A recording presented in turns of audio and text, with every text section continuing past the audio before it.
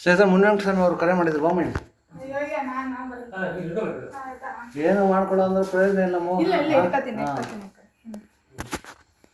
ಮುನಿವೆಂಕಟ ಸ್ವಾಮಿ ಅವರು ಕರೆ ಮಾಡಿದ್ರು ನಮ್ಮ ಮನೆ ಕಾಂಪೌಂಡಲ್ಲಿ ಒಂದು ಔಷಧ ಕೊಂಡಿದೆ ಅಂತ. ಇದು ಬಂದು ವಿಷರಹಿತ ತೋಳದಾವು. ನಮ್ಮ ಆಂಗ್ಲ ಭಾಷೆಯಲ್ಲಿ ಇದನ್ನ ಕಾಮನ್ ವೂಲ್ ಸ್ನೇಕ್ ಅಂತ ಕರಿತೀವಿ. ನಮ್ಮ ಗ್ರಾಮೀಣ ಭಾಗದಲ್ಲಿ ಇದನ್ನ ಕಟ್ಟಿಗೆ ಹಾವು ಅಥವಾ ಕಂದು ಬಾಳಿವೆ ಅಂತ ಕರಿತೀವಿ.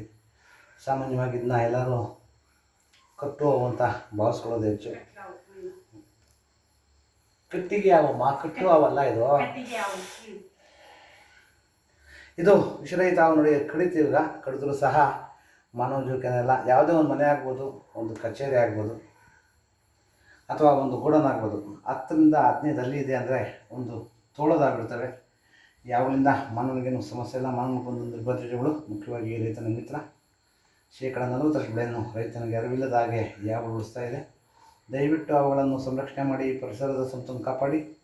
ಎಲ್ಲಾದರೂ ಔಟ್ಕೊಂಡು ಬಂದಾಗ 8453573053 ನಂಬರ್ ಕರೆ ಮಾಡಿ, ಅಥವಾ ನಮ್ಮ ಅರಣ್ಯ ಇಲಾಖೆ ನಂಬರ್ 1926 ನಂಬರ್ ಕರೆ ಮಾಡಿದಾಗ ಅವರು ಸಹ ಅವನು ಸಂರಕ್ಷಣೆ ಮಾಡ್ತಾರೆ. ಮತ್ತು ಯಾವುದೇ ಅವನು ಕೊಲ್ಲೋದೇ ಆಗಲಿ, ಹಿಂಸೆ ಮಾಡೋದಾಗಲಿ ಮಾಡಿದ್ರೆ 7 ವರ್ಷ ಜೈಲು, 3 ಲಕ್ಷ ಜುಲ್ಮಾನ ಆಗುತ್ತೆ. ಆದ್ದರಿಂದ ಸಾರ್ವಜನಿಕರು ನುರಿತ ರೋಗರಕ್ಷಕರಿಗೆ ಅಥವಾ ನಮ್ಮ ಅರಣ್ಯ ಇಲಾಖೆ ಕರೆ ಮಾಡಿದ್ರೆ ಅವ್ರು ಬಂದು ಅವನು ಸಂರಕ್ಷಣೆ ಮಾಡ್ತಾರೆ.